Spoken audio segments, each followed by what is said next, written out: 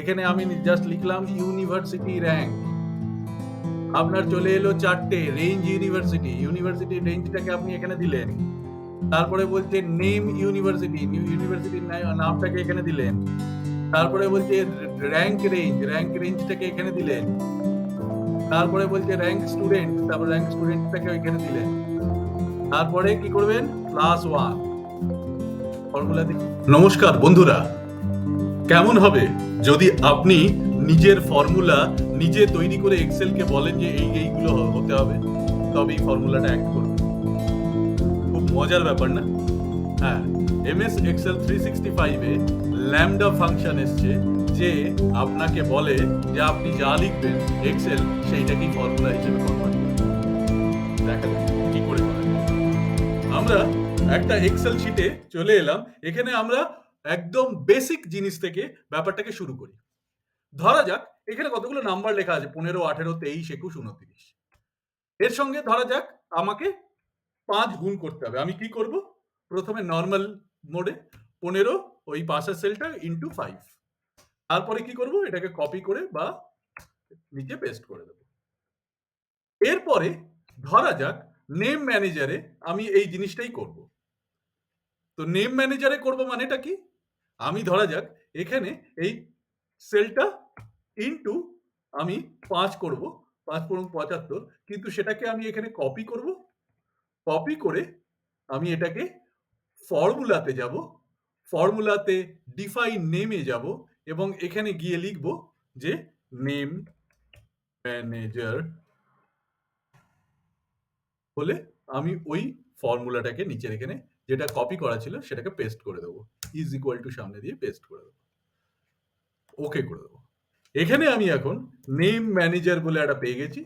সেখানে ও বলছে এটাকে ক্লিক করতে, তো 75 হয়ে গেছে। এবার এটাকে যদি কপি এবং পেস্ট করি তাহলেও এই নম্বরটা পেয়ে গেলাম। এখন দেখুন এই 75 লেখাটাকে যদি আমি এখান থেকে সরিয়ে এখানে লিখি তাহলে কোনো উত্তর আসছে না। তার কারণ ওটা পাশের সেলটার সঙ্গে 5 গুণ করে। এই নেম ম্যানেজারের ক্ষেত্রেও সেই একই ব্যাপার হবে। এও নেবে না, তার কারণ ও আগের যে পাশের সেলটার সঙ্গে 5 গুণ করে। শুধু পার্থক্যটা এটা যে এখানে কি ফর্মুলাটা দেওয়া হচ্ছে সেটা আমরা বুঝতে পারছি না ফর্মুলা বার থেকে। এর জন্য আমাকে যেতে হবে নেম ম্যানেজার, নেম ম্যানেজারে গিয়ে আমাকে এখানে ফর্মুলা ডিটেইলসটা দেখতে হবে, তবেই আমি বুঝতে পারবো। এবার আসি লেট ফাংশনে। লেট ফাংশনের ক্ষেত্রে আমরা কি করব? এখানে লেট লিখলাম, লেটের একটা নেম দিলাম এ। এবারে সেই নেম ভ্যালুটা কি হবে, এর ভ্যালুটা কি হবে, এটা যেটা ভ্যালু থাকবে সেটা। এবারে ক্যালকুলেশনটা কি হবে, এ ইনটু 5। তারপরে আমার এটাকে করে দিলাম, এন্টার মেরে দিলাম, তো আমার সবকটা ভ্যালু পেয়ে গেল। এবার আসি ল্যামডা ফাংশনে। ল্যামডা ফাংশনে আমার এখানে ল্যামডা, ল্যামডার প্যারামিটার আর ক্যালকুলেশন বলেছে। আমি প্যারামিটারটা কি দিলাম, এ। ক্যালকুলেশনটা কি দিলাম, এ ইনটু 5। আর এইখানে এটাকে কি করে ডিফাইন করলাম, এই 15 তে গিয়ে ক্লিক করে দিলাম, এন্টার। চলে এলো। এবার আসি নেম ম্যানেজার উইথ ল্যামডা। ল্যামডাতে আমি নেম ম্যানেজার ইউজ করব। এখানে আমি যে ল্যামডার যে ফর্মুলাটা ইউজ করেছিলাম, তো এখানে ক্লোজ করলাম, কপি করলাম যেটা লেখা হয়েছে। এই কপি করে আমি এটাকে এখানে ক্যালসি চলে আসছে, এখানে ডিফাইন নেমে গেলাম, আবার এখানে দিলাম নেম ড্যাশ ল্যামডা। তারপরে আমার ফর্মুলাটাকে নিচে যে ফর্মুলাটা ছিল সেটাকে কপিটাকে পেস্ট করলাম, ওকে করলাম। এবারে এখানে আমি লিখলাম নেম ড্যাশ ল্যামডা, যেটা আমার এসছে ফাংশনটা। সেখানে আমি এবারে জাস্ট এর ভ্যালু চেয়েছে, এখানে এর ভ্যালুটাতে আমি এর যেটা ভ্যালু আছে সেটা দিয়ে দিলাম এবং এটাকে টেনে দিলাম। এবারে পার্থক্যটা বোঝার চেষ্টা করুন। এতগুলো ভাবে আমরা করতে পারি, কিন্তু আমরা কোন কোন জায়গায় কোন কোন জিনিসটা ব্যবহার করব সেটা দেখে নিন। প্রথম দুটো ক্ষেত্রে আমরা দেখেছি সেল রেফারেন্স চেঞ্জ হয়ে গেলে আমার ভ্যালু চেঞ্জ হয়ে যায়। তার মানে আমি ভ্যালুটাকে ইউনিভার্সাল শিটের ক্ষেত্রে বা ওয়ার্কবুকের ক্ষেত্রে ব্যবহার করতে পারবো না ফর্মুলাটাকে। তৃতীয় ক্ষেত্রে আমি লেটের ক্ষেত্রে দেখি এটাকে যদি কপি করি লেট এ এবং এটাকে যদি আমি এখানে পেস্ট করি সেক্ষেত্রেও 0 আসে।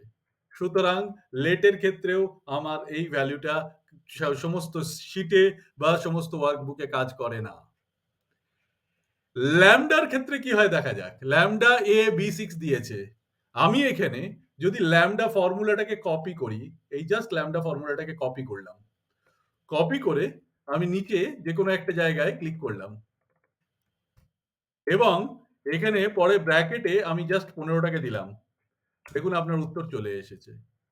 এই হিসেবে যদি আপনি বলেন, লেটের ক্ষেত্রেও আপনি যদি এই সেল ভ্যালুটাকে লিঙ্ক করেন, তাহলে আপনার উত্তর চলে আসবে। সেই হিসেবে যদি দেখেন, আপনার এইখানেও যদি সেল ভ্যালুটাকে আপনি লিঙ্ক করেন, তাহলে উত্তর চলে আসবে।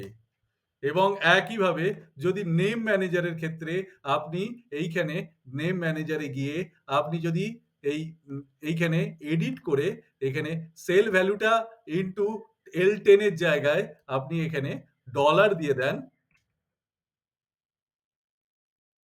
Is equal to BADN into 5 করে দেন, তাহলেও আপনার ফর্মুলাটা চলে আসবে।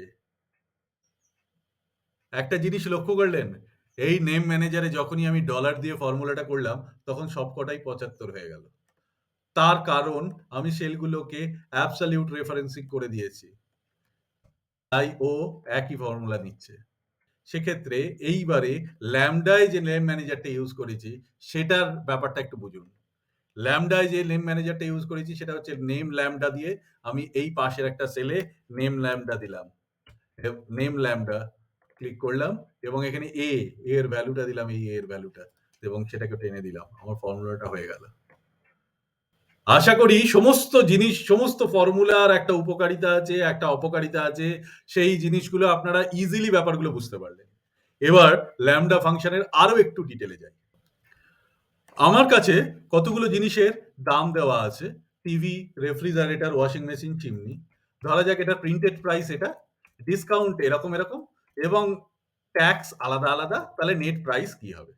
তাহলে নেট প্রাইস হবে অবশ্যই 9300 minus 9300 into discount percentage plus tax into first bracket, এই যে পুরো নেট প্রাইসটা হলো তার উপরে ট্যাক্স হবে। সেই net price is equal to the net price.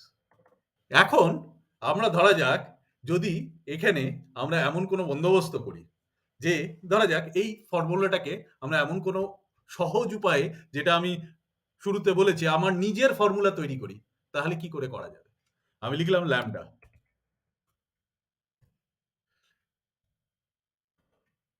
তারপরে আমাকে বলেছে ভেরিয়েবল মানে প্যারামিটার অর ক্যালকুলেশনস। প্রথমে লিখলাম প্রিন্ট,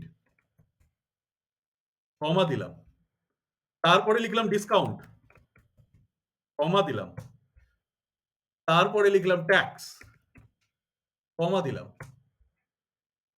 তারপরে আবার B3টা হচ্ছে প্রিন্ট। তারপরে আবার B3টা হচ্ছে প্রিন্ট। তারপরে C3 ডিসকাউন্ট। D3টা হচ্ছে আমার ট্যাক্স। আবার B3টা হচ্ছে আমার প্রিন্ট। তারপরে আবার B3 এটা হচ্ছে প্রিন্ট। এবং C3টা হচ্ছে আমার ট্যাক্স। সরি, C হচ্ছে ডিসকাউন্ট। ল্যামডা ফর্মুলাটা হয়ে গেল। এটাকে আমি কপি করলাম। এটাকে যদি আমি এন্টার করি তাহলে দেখুন ক্যালসি চলে আসছে, ক্যালসি এরর। কিন্তু এখানে আমি কপি করলাম এবং ফর্মুলা বারে গিয়ে আমি আবার ডিফাইন নেমে গিয়ে এখানে দিলাম নেট প্রাইস। নেট প্রাইসের উপরে এইখানে আমি ল্যামডা ফর্মুলাটাকে পেস্ট করে দিলাম। এখন আমি এখানে লিখলাম নেট প্রাইস। প্রাইস লেখা আছে বলে প্রাইস এসে গেছে, প্রাইস হওয়া উচিত ছিল। ঠিক আছে। প্রিন্ট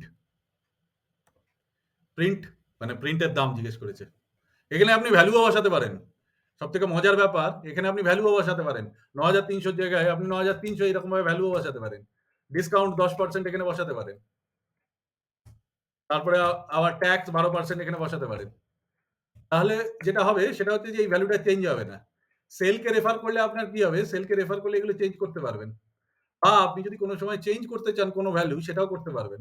ডিসকাউন্ট এবং এইখানে আপনার ট্যাক্স। ল্যামডা ফর্মুলাটা জানা আপনার যারা এক্সেল এক্সপার্ট তাদের ক্ষেত্রে খুব সুবিধার, কারণ নিজের মতো করে ফর্মুলা তৈরি করতে পারে। কিন্তু যারা বিগিনার তাদের ক্ষেত্রেও জানাটা প্রয়োজন, কারণ সে একটা ফর্মুলা বারে গিয়ে যদি দেখে এরকম নেম প্রাইস লেখা আছে এবং তারপরে সে যদি আরেকটু অ্যাডভান্স লেভেলে জানে, সেখানে নেম ম্যানেজারে গিয়ে সে যদি এখানে এরকম ভাবে দেখে যে এরকম একটা ল্যামডা বলে দেওয়া আছে, তাহলে সে তো কিছু করতেই পারবে না। নেট প্রাইসের এখানে দেখা যাবে যে ল্যামডা প্রিন্ট ডিসকাউন্ট এসব করে একটা দেওয়া আছে, সে তো কিছু বুঝতেই পারবে না, তা আগা গোড়া কিছুই বুঝতে পারবে না ফর্মুলা। তাই জন্য ল্যামডা ফর্মুলাটা সকলেরই জানা প্রয়োজন। এইবারে ল্যামডার একটা ম্যাজিক দেখাবো, সেটা আবার চ্যাট জিপিটির সাথে লিঙ্ক করে। এই যে ম্যাজিকটা দেখাবো সেটা আগে একটা ব্যবহৃত ফরম্যাটের ওপর। সেখানে আমার কাছে একটা আইডি নাম্বার ছিল, কিছু স্টুডেন্টের নাম ছিল, কিছু ইউনিভার্সিটির নাম ছিল এবং কিছু র‍্যাংক ছিল হ্যাপাজার্ডলি। আমরা ধরে নিলাম কোনো একটি কোচিং সেন্টার, সেখান থেকে এই স্টুডেন্টগুলো পড়েছে যারা এই ইউনিভার্সিটিতে পড়াশোনা করত এবং তাদের র‍্যাংক ওভারঅল এই হয়েছে। এখন তাদের ইউনিভার্সিটি র‍্যাংকটা জানতে হবে। মানে এই কোচিং সেন্টারের ওই ইউনিভার্সিটির র‍্যাংকটা জানতে হবে। তার মানে আমাকে কি করতে হবে? র‍্যাংক ইফ যদি অমুক লোক অমুক ইউনিভার্সিটিতে পড়ে এবং তার র‍্যাংক যদি আগের দুজনের থেকে কম হয়, তাহলে তার র‍্যাংকটা হবে ১, বাকি তাদের দুজনের হবে ২, তারপরে হচ্ছে ৩। এটা করব কি করে? ভীষণ শক্ত ব্যাপার। কিন্তু আমাদের এখন সবথেকে সাহায্যকারী বন্ধুর নাম চ্যাট জিপিটি। তাকে যদি সঠিক প্রশ্ন সঠিক সময়ে করে দেওয়া যায়, তাহলে সে সেই প্রশ্নের সহজ সমাধান দিয়ে দেয়। অবশ্যই চ্যাট জিপিটির সাহায্য নিলাম। চ্যাট জিপিটিকে আমি বললাম, need help for MS Excel. I have a name of student, university, rank and university rank in A1, B1, C1 and D1 cells. All A, B, C columns are manually filled data. Need the formula for D column. তো ও একটা formula দিয়ে দিল, rank formula. তখন আমি দেখলাম যে না, জিনিসটা ঠিক জমছে না। তবু আমি আপনাদেরকে এটা করেই দেখাই। এটাকে কপি করলাম, আমি এখানে পেস্ট করলাম। ২৭ চলে এলো এবং চলে এলো, বিভিন্ন র‍্যাংক চলে এলো। এবারে আমি ধরা যাক যাদবপুর ইউনিভার্সিটিটাকেই নিলাম। এই যাদবপুর ইউনিভার্সিটিতেই টোটাল কতজন পড়ে? ৩ জন পড়ে। তার মানে এদের র‍্যাংক হওয়া উচিত ১, ২ নইলে ৩। কিন্তু আমার ইউনিভার্সিটি অনুযায়ী র‍্যাংক করতে পারেনি। তখন আমি চ্যাট জিপিটিকে বললাম যে there are different universities in column B, hence the formula need to be revised. অনেকগুলো ইউনিভার্সিটি আছে কলাম বি তে, তোমার ফর্মুলাটাকে কিন্তু চেঞ্জ করতে হয় ভায়া। তখন ও আমাকে আরেকটা ফর্মুলা দিয়ে দিল। অ্যাপোলজিস, ক্ষমা টমাও চেয়ে নিল আমার কাছ থেকে। তাই সেই ফর্মুলাটাকে আমি এবার কপি করলাম এবং পেস্ট করে দিলাম। কাউন্ট ইফস ব্যবহার করলো, সেখানে একটা ইউনিভার্সিটি র‍্যাংক দিল, তার সঙ্গে ইউনিভার্সিটির একটা ক্রাইটেরিয়াকে ম্যাচ করালো এবং তারপরে র‍্যাংকটাকে দেখালো, র‍্যাংকের সঙ্গে এখানেও গ্রেটার দ্যানটাকে দিল। তারপরে C2 দিয়ে +1 করলো। তার মানে যে র‍্যাংকটা বেরোবে সেটা হবে 0, মানে যে নম্বরটা হবে সেটা হবে 0, তারপরে ১ করে দিলে র‍্যাংক হবে 1। ঠিক আছে, যুক্তিটা বোঝা গেল। কিন্তু এখানে একটা সমস্যা আছে, আমি দেখাচ্ছি। তাই এখানে 1 হয়ে গেল। এবারে আমি এটাকে জাস্ট সমস্ত জায়গায় করে দিলাম। এবারে যাদবপুর ইউনিভার্সিটিতে যাই। যাদবপুর ইউনিভার্সিটিতে এখানে কি আসছে দেখুন। এইবারে দেখুন যে ৪৬ র‍্যাংক করেছে ওভারঅলে, তার র‍্যাংক হয়ে যাচ্ছে ইউনিভার্সিটি র‍্যাংক 1। তারপরে যে ৪৩ করেছে তার হয়ে গেছে 2 এবং যে ২৫ করেছে তার হয়ে গেছে 3। whereas যে ২৫ করেছে সে তো সবথেকে ভালো রেজাল্ট করেছে এই ৩ জনের মধ্যে র‍্যাংক। তার মানে তার হওয়া উচিত ১। তার মানে এইখানে যে এই যে আমার গ্রেটার দ্যানটা দিয়েছিল সেটা লেস দ্যান হবে। এবং আমি জাস্ট এটাকে বসিয়ে দিলাম লেস দ্যান করে। এবার ফিল্টারটা সরিয়ে আমি এটাকে সব জায়গায় কপি এবং পেস্ট করে দিলাম। এবারে দেখুন যাদবপুর ইউনিভার্সিটি যদি আমি দিই।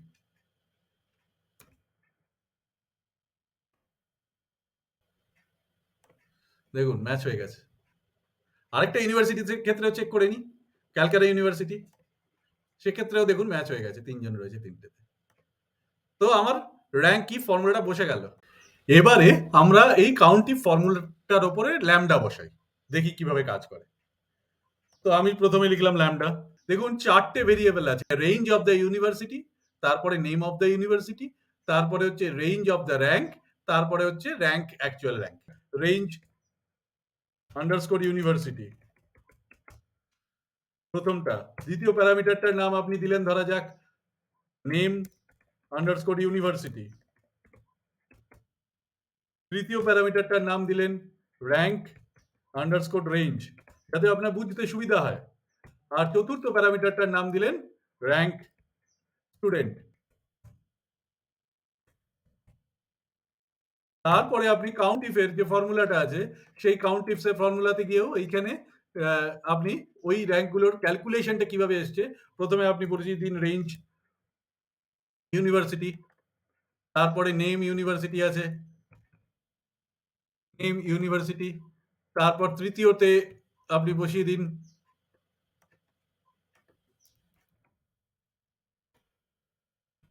রেঞ্জ, র‍্যাংক রেঞ্জ, তারপরে এটা হচ্ছে স্টুডেন্ট র‍্যাংক, র‍্যাংক স্টুডেন্ট। এরপরে এই ব্র্যাকেটটাকে ক্লোজ করে দিন কাউন্ট ইফ এর। ল্যামডার ব্র্যাকেটটা ক্লোজ হয়ে গেল +1। এরপরে আপনি ল্যামডার ফর্মুলাটা দিয়ে দিন। ১ম এরটা হচ্ছে আপনার কি ছিল? Range university. রেঞ্জ ইউনিভার্সিটি পুরোটা সিলেক্ট করে দিন, কমা। তারপরে নেম ইউনিভার্সিটি, ইউনিভার্সিটির নামটা যেটা ১ম টাই ছিল সেখানে সিলেক্ট করে দিন, কমা। তারপরে হচ্ছে র‍্যাংক রেঞ্জ, র‍্যাংক রেঞ্জে আপনি সিলেক্ট করে দিন, কমা। তারপর লাস্টে ছিল আপনার স্টুডেন্ট র‍্যাংক। স্টুডেন্ট র‍্যাংক মানে হচ্ছে ওই স্টুডেন্টের যে র‍্যাংকটা হয়েছিল সেই র‍্যাংকে আপনি ক্লিক করে দিন। হয়ে গেল? তা সবার শেষে যেটা হবে +1, সেটা আমার কাউন্ট ইফ এর ফর্মুলা অনুযায়ী। এবারে এটাকে কপি করে দিন। দেখুন একই ৩ চলে এসছে। এবারে ৩ ছিল ৩ ই এসছে, ব্যাপারটাতে আপনার মনে হচ্ছে যে খুব একটা বেশি কিছু করতে পারিনি আমরা। এত আ বড়, বড় কিছু করেও খুব একটা বেশি কিছু করতে পারিনি। কিন্তু পেরেছি দাদা। দেখুন, আমি এইখানে ল্যামডাটাকে কপি করলাম একদম শেষের আগে পর্যন্ত, যেখানে ল্যামডাটা আমার হয়েছে। কপি করলাম এবং এখানে আমি ডিফাইন নেমে গিয়ে ইউনিভার্সিটি র‍্যাংকের নিচে রেফারেন্স টু তে পেস্ট করলাম। ওকে করে দিলাম। এবারে আপনি এইখানে দেখুন এই রেঞ্জটাকে আমি ডিলিট করে এখানে আমি জাস্ট লিখলাম ইউনিভার্সিটি র‍্যাংক। আপনার চলে এলো ৪ টে রেঞ্জ ইউনিভার্সিটি। ইউনিভার্সিটির রেঞ্জটাকে আপনি এখানে দিলেন। তারপরে বলছে নেম ইউনিভার্সিটি, ইউনিভার্সিটির নামটাকে এখানে দিলেন। তারপরে বলছে র‍্যাংক রেঞ্জ, র‍্যাংক রেঞ্জটাকে এখানে দিলেন। তারপরে বলছে র‍্যাংক স্টুডেন্ট, তারপর র‍্যাংক স্টুডেন্টটাকে এখানে দিলেন। তারপরে কি করবেন? +1 ফর্মুলাতেই ছিল। ৩ চলে এসছে। এবারে এখানে দিয়ে দিলেন। আপনি দেখুন আপনার ফিনিশ প্রোডাক্টটা কিরকম হলো, ফিনিশ ফর্মুলাটা। ইউনিভার্সিটি আন্ডারস্কোর র‍্যাংক, তারপরে ৪ খানা ইয়ে রয়েছে। এখানে হ্যাঁ, একটা জিনিস আপনাকে এখানে এটাকে ডলার দিয়ে দিতে হবে, ফিক্স করে দিতে হবে। নইলে কিন্তু আপনার এত উত্তর সঠিক আসবে না। এটা ডলার ছিল। অ্যাবসোলিউট রেফারেন্সিং ছিল। এবারে এটাকে আপনি কপি এবং পেস্ট করে দিন। দেখুন এটা সেম চলে এসছে। আপনার যদি দেখতে ইচ্ছে করে একবার দেখে নিন। এখানে যাদবপুর ইউনিভার্সিটি দিলাম।